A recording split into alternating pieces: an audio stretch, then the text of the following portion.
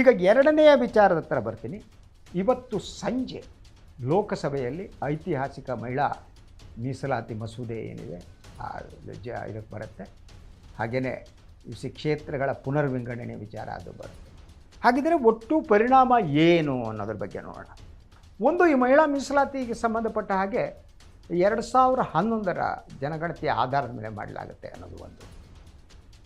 ಆದರೆ ಮಹಿಳಾ ಮೀಸಲಾತಿಯನ್ನು ಯಾರೂ ವಿರೋಧ ಮಾಡೋಕ್ಕೆ ಸಾಧ್ಯ ಇಲ್ಲ, ಮೀಸಲಾತಿ ಕೊಡಬೇಕಾಗಿತ್ತು. ಆದರೆ ಇದನ್ನು ಒಂದು ರಾಜಕೀಯ ಅಸ್ತ್ರವನ್ನಾಗಿ ಬಳಸ್ಕೊಳ್ಳಲಾಗತ್ತಾ ಅನ್ನೋದು ಇವತ್ತಿನ ನಮ್ಮ ಮುಂದಿರುವ ಪ್ರಶ್ನೆ.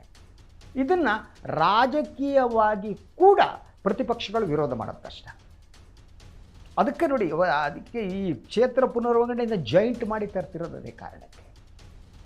ಸೊ ಪ್ರಿಯಾಂಕಾ ಗಾಂಧಿ ಅವ್ರು ನಿನ್ನೆ ಮಾತಾಡ್ತಾ ಹೇಳಿದ್ರು, ಅಮಿತ್ ಶಾ ಅವ್ರಿಗೆ ನೀವು ದೊಡ್ಡ ಚಾಣಕ್ಯ ಕಂಡ್ರಿ ಅಂತ. ಅವರು ಚಾಣಕ್ಯ ಹೌದಾ ಅಲ್ವೋ ಗೊತ್ತಿಲ್ಲ ನನಗೆ, ಅದು ಮಾಧ್ಯಮ ಅಮಿತ್ ಶಾ ಅವರಿಗೆ ಕೊಟ್ಟಿರೋ ಬಿರುದು. ಆದರೆ ಅವರ ಇಡೀ ಈ ನಡೆಗಳೇನಿವೆ ಅದು ರಾಜಕೀಯ ಲಾಭದ ದೃಷ್ಟಿಯಿಂದ. ಯಾವುದು ರಾಜಕೀಯ ಲಾಭ? Will let us see. ಮೊದಲನೇದಾಗಿ, ಮಹಿಳಾ ಮೀಸಲಾತಿಯಿಂದ ಮಹಿಳೆಯರು ತಮ್ಮ ಕೈ ಹಿಡಿತಾರೆ ಅನ್ನುವ ನಂಬಿಕೆ ಇದೆ. ಈಗ ಅವರಿಗೆ ದಟ್ ನಾನು ಹಿಂದೂ ಮಾತನಾಡಿದ, ಮೋದಿಯವರ popularity graph it is coming down. BJPಯ ಪಾಪ್ಯುಲಾರಿಟಿ ಕಡಿಮೆ ಆಗ್ತಾ ಇದೆ. ಇಂತಹ ಸಂದರ್ಭದಲ್ಲಿ ಇನ್ನಷ್ಟು ಬಲವಾಗುವುದಕ್ಕಾಗಿ ಮಹಿಳಾ ಮೀಸಲಾತಿಯನ್ನು BJP ಮತ್ತು ಇವತ್ತಿನ ಸರ್ಕಾರ ಬಳಸ್ಕೊತಾ ಇದೆ. 33% ಏನು ಮೀಸಲಾತಿ ಇದೆ, ಇದು ಪಕ್ಷಕ್ಕೆ ಶಕ್ತಿಯನ್ನು ತುಂಬೋದು. I don't deny that. BJPಗೆ ಇನ್ನಷ್ಟು ಶಕ್ತಿಯನ್ನು ತುಂಬೋದು. ಆದರೆ ಸಮಸ್ಯೆ ಇರುವುದು ಅದಲ್ಲ. ಈ ಒಂದು ಕ್ಷೇತ್ರಗಳ ಪುನರ್ವಿಂಗಡಣೆಗೆ ಸಂಬಂಧಪಟ್ಟ ಹಾಗೆ ದಟ್ ಏನು ಈ ಸರ್ಕಾರ ಮಾಡೋದಕ್ಕೆ ಹೊರಟಿದೆ, ಅದರಿಂದ ಏನಾಗುತ್ತೆ ಅಂತ ನಾನು ಇದಕ್ಕೆ ಸಂಬಂಧಪಟ್ಟಂಥ ಕೆಲವು ಪಾಯಿಂಟ್ಸ್ಗಳನ್ನು ಹಾಕ ಬಂದಿದ್ದೀನಿ. ಇದು ನಾವು ನಿನ್ನೆನೂ ಚರ್ಚೆ ಮಾಡಿದ್ವಿ, ದಕ್ಷಿಣಕ್ಕೆ ಮರ್ಮಾಘಾತ ಅಂತ. ಅನುಮಾನ ಬೇಕಾಗಿಲ್ಲ. ದಕ್ಷಿಣ ಭಾರತ 2ನೇ ದರ್ಜೆಯ ಸ್ಥಾನಮಾನವನ್ನು ಭಾರತದಲ್ಲಿ ಪಡೆಯುವ ಒಂದು ಸ್ಥಿತಿಗೆ ಈ ಜೋಡಿ, ಗುಜರಾತಿ ಜೋಡಿಗಳು ತಂದಿಡ್ತಾ ಇದ್ದಾರೆ. ದಕ್ಷಿಣ ಭಾರತ ಏನಿದೆ ಅದು ತಮ್ಮ ರಾಜಕೀಯ ಶಕ್ತಿಯನ್ನು ಕಳ್ಕೊಳ್ಳುತ್ತೆ, ಪ್ರಾಬಲ್ಯವನ್ನು ಕಳ್ಕೊಳ್ಳುತ್ತೆ. ದೆಹಲಿಯಲ್ಲಿ ದಕ್ಷಿಣದ ಧ್ವನಿ ಅಡಗತ್ತೆ. ಅದು ಹೇಗೆ ಅನ್ನೋದನ್ನು ನಾನು ನಿಮಗೆ ಹೇಳಬೇಕು. ಈಗ ನಿನ್ನೆ ಕೂಡ ಪಾರ್ಲಿಮೆಂಟಲ್ಲಿ ಮಾತಾಡ್ತಾ ಪ್ರಧಾನಿಯವರಾಗಲಿ ಅಮಿತ್ ಶಾ ಅವರಾಗಲಿ ದಕ್ಷಿಣಕ್ಕೆ ಪ್ರಾತಿನಿಧ್ಯ ಕಡಿಮೆ ಆಗಲ್ಲ ಅಂತ ಹೇಳಿದ್ರು, ಜಾಸ್ತಿ ಆಗುತ್ತೆ ಅಂತ ಹೇಳಿದ್ರು. ಅದು ನಾನು ಡಿನೈ ಮಾಡಲ್ಲ. ಆದರೆ ನೀವು ದಕ್ಷಿಣದಲ್ಲಿ ಹೆಚ್ಚಾಗುವ ಸ್ಥಾನಗಳನ್ನು ಉತ್ತರದಲ್ಲಿ ಹಿಂದಿ ಹಾರ್ಟ್ಲ್ಯಾಂಡ್ನಲ್ಲಿ ಹೆಚ್ಚಾಗುತ್ತಿರುವ ಸ್ಥಾನವನ್ನು ಕಂಪೇರ್ ಮಾಡಿದರೆ ಆ ಅಸಮತೋಲನ ಕಾಣುವುದು. ಮತ್ತು ಅಲ್ಟಿಮೇಟ್ಲಿ ಉತ್ತರದ 6 ರಾಜ್ಯಗಳು ಹಿಂದಿ ಬೆಲ್ಟ್ ಅಂತ ಕರಿತೀವಿ, ಅವರು ನಮ್ಮನ್ನು ಡಿಕ್ಟೇಟ್ ಮಾಡ್ತಾರೆ. ಅವರು ಯಾವ ತೀರ್ಮಾನವನ್ನು ಡೆಲ್ಲಿ ತಗೊಳ್ತೋ ಅದೇ ಅಂತಿಮ ಆಗುತ್ತೆ. ನೀವು ಈ 6 ರಾಜ್ಯಗಳಲ್ಲಿ ಗೆದ್ದರೆ ಸಾಕು, ದಕ್ಷಿಣದ ಬೇಕಾಗೇ ಇಲ್ಲ. ಸೊ ಅಂಥ ಅಪಾಯಕಾರಿಯಾದ ಒಂದು ಸಿಚುವೇಶನ್ನಿಗೆ ದೇಶ ತಳ್ಳಲ್ಪಡ್ತಾ ಇದೆ. ಇದು ದಕ್ಷಿಣದ ಮಟ್ಟಿಗೆ ಒಂದು ಪ್ರತಿಭಟನೆಯ ಧ್ವನಿಯನ್ನು ಎತ್ತಬೇಕಾದ ಸಂದರ್ಭ ಅಂತ. ಅದು ಯಾಕೆ ಅನ್ನೋದು ಹೇಳ್ತೀನಿ ನೋಡಿ. ಮೊದಲನೇದಾಗಿ, ಜನಸಂಖ್ಯೆ ಆಧಾರಿತ ಕ್ಷೇತ್ರಗಳು, ಲೋಕಸಭಾ ಕ್ಷೇತ್ರಗಳನ್ನ ಜನಸಂಖ್ಯೆ ಆಧಾರದಲ್ಲಿ ಮಾಡಲಾಗುತ್ತೆ. ಇದರಿಂದಾಗಿ ದಕ್ಷಿಣದವರು ನಾವು ಫ್ಯಾಮಿಲಿ ಪ್ಲ್ಯಾನಿಂಗ್ ಮಾಡಿ ಒಂದು ಕುಟುಂಬಕ್ಕೆ 1 ಬೇಕು, 2 ಸಾಕು, 1 ಬೇಕು, 2 ಸಾಕು ಅಂತ ಹೇಳ್ಬಿಟ್ಟು ನಾವೆಲ್ಲ ಒಂದೊಂದು ಮಕ್ಕಳು ಮಾಡ್ಕೊಂಡು, ಇಲ್ಲ ಅಂದರೆ 2 ಮಕ್ಕಳು ಮಾಡ್ಕೊಂಡು ಕೂತಂಥವ್ರು ಇದ್ದಾರಲ್ಲ, ಅದೇ ದೊಡ್ಡ ಪಾಪ ಅನ್ನುವ ಸ್ಥಿತಿ ಅದು. ಆದರೆ ನೀವು ಉತ್ತರ ಭಾರತ ರಾಜ್ಯಗಳನ್ನು ತೆಗೆದುಕೊಳ್ಳಿ, ಅವು ಹೆಚ್ಚು ಜನಸಂಖ್ಯೆಯನ್ನು ಹೊಂದಿವೆ, ಉತ್ತರ ಪ್ರದೇಶ, ಬಿಹಾರ ಮತ್ತು ಮಧ್ಯಪ್ರದೇಶ.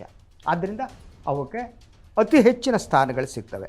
ದಕ್ಷಿಣ ರಾಜ್ಯಗಳಲ್ಲಿ ಅದು ಕಡಿಮೆ. ಅದರ ಜೊತೆಗೆ 1976ರಿಂದ 2020ರವರೆಗೆ ಏನು ಈ ಕ್ಷೇತ್ರಗಳ ಪುನರ್ವಿಂಗಡಣೆಯನ್ನು ಮಾಡೇ ಇರಲಿಲ್ಲ, ಈಗ ಮಾಡ್ತಾಯಿದ್ದಾರೆ. ಆದರೆ ಬೇರೆ ರೀತಿ ಮಾಡೋಕ್ಕೆ ಸಾಧ್ಯ ಇತ್ತು ಅಂತ.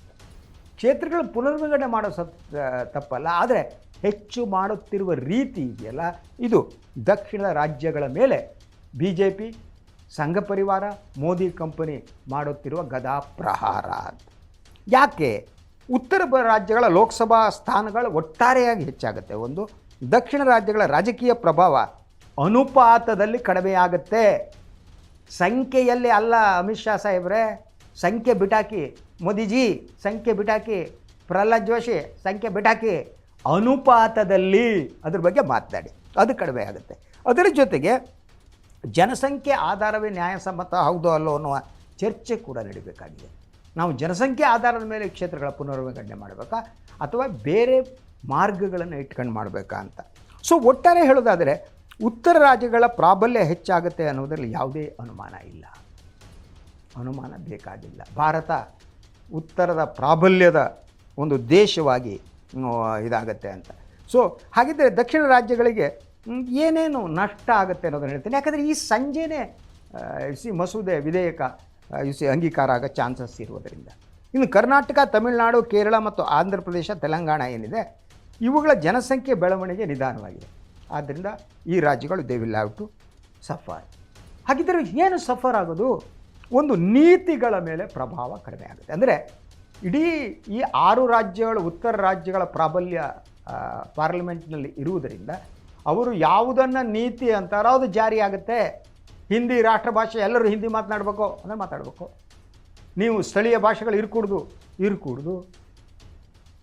ಈ ರೀತಿ ಭಾಷಾ ದಬ್ಬಾಳಿಕೆ, ಸಾಂಸ್ಕೃತಿಕ ದಬ್ಬಾಳಿಕೆ, ಸಾಮಾಜಿಕ ದಬ್ಬಾಳಿಕೆ ಉತ್ತರದ್ದೇನಿದೆ ಅದು ಹೆಚ್ಚಾಗ್ತಾ ಹೋಗುತ್ತೆ. ನಾವು ಈ ಉತ್ತರ ಭಾರತದವರ ಗುಲಾಮರಂತೆ ಬದುಕಬೇಕಾದ ಸ್ಥಿತಿ ಬರಬಹುದು. ಅದ್ರ ಜೊತೆಗೆ ಆರ್ಥಿಕ ಅನ್ಯಾಯದ ಪ್ರಶ್ನೆ ಕೂಡ ಇದೆ.